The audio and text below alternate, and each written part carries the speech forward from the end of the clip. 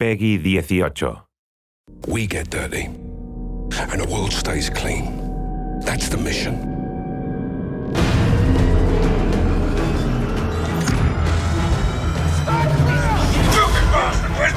You can't know war unless you have fought arse over elbow in some shitbog full of traps.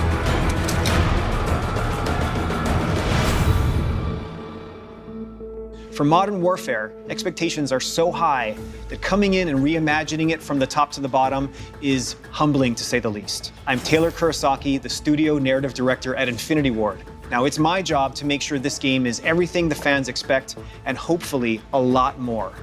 Today, I have an opportunity to sit down and chat with someone who has a similar challenge and responsibility, and that is Barry Sloan, the guy that's bringing to life one of the most beloved characters in the Call of Duty series. Thanks for being here. Of course, mate. It's a pleasure.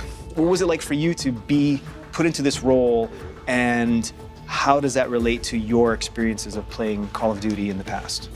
I was very drawn from Call of Duty 4, the first Modern Warfare when that came out. I had that as part of my upbringing, my childhood, and then to become him has been just an incredible experience. I knew that if we found a guy who could exude what I think we all have in our collective memory of a guy that is Price, yeah, the ceiling would be way higher. And I think that's what we got with you. And obviously I wasn't aware, because you weren't saying it was Captain Price. You were just saying, I can't remember the name on the audition, but it was Commander Sykes. Yeah. I knew in that moment, I felt like, okay, this is the guy. This is our Price. I wanted to be able to drop your voice into a real thing that we were working on. Okay. And so I couldn't have you say, under my command, exactly, yeah. Commander Sykes. Yeah, exactly. Yeah. So I crossed out Commander Sykes, and I probably shouldn't have done this. It's probably a total breach of protocol and whatever. But I just wanted to hear your voice saying those words. Yeah. So I crossed it out, yeah, and I wrote, under my command, Captain John Price. Yeah. And I do remember saying, oh, that's a name drop. Right there, that second, I was like, okay, here we go. Under my command, Captain John Price, you will have full executor authority.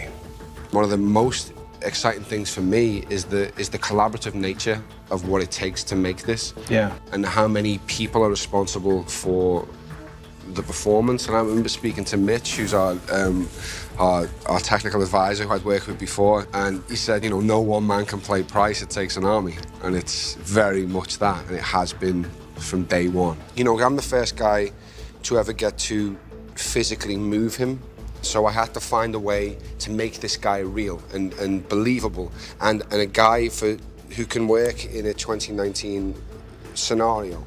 Above all else, he is a protector, and he is a guide. But I wanted to make sure that in every scene I'm checking in on the person that I'm with. But I tried to make this Price be someone who you would aspire to be. Well, it's not over yet.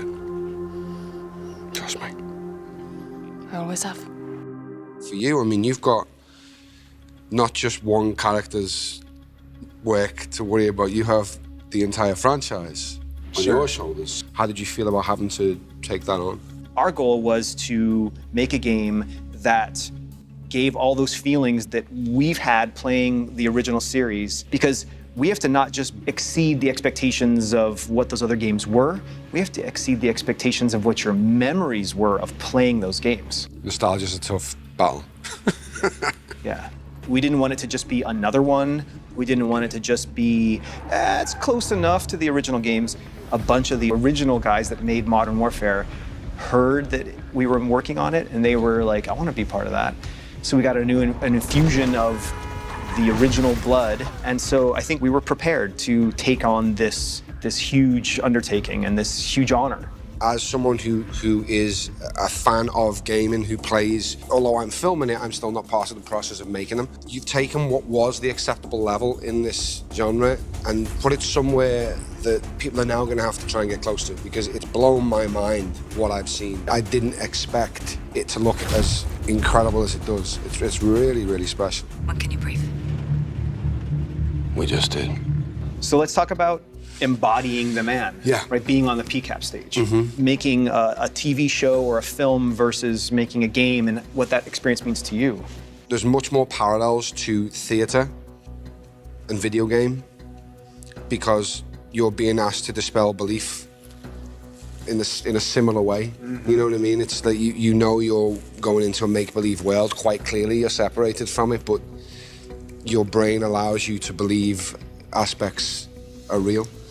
You can almost touch it these days with the way video games look, and so that aspect of bringing your audience to you it feels like theatre to me in that sense as well, and certainly the way we film it, because you know when you're on a film set or a TV set, you know, like now I can look at the camera, I can speak to the operator, and I can know, okay, this is probably a tight shot.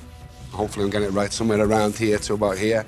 I know I've got about this much space, and then my frame cuts off, so I can manage my shot or my performance for that particular shot. But when we shoot PCAP, we have the whole room.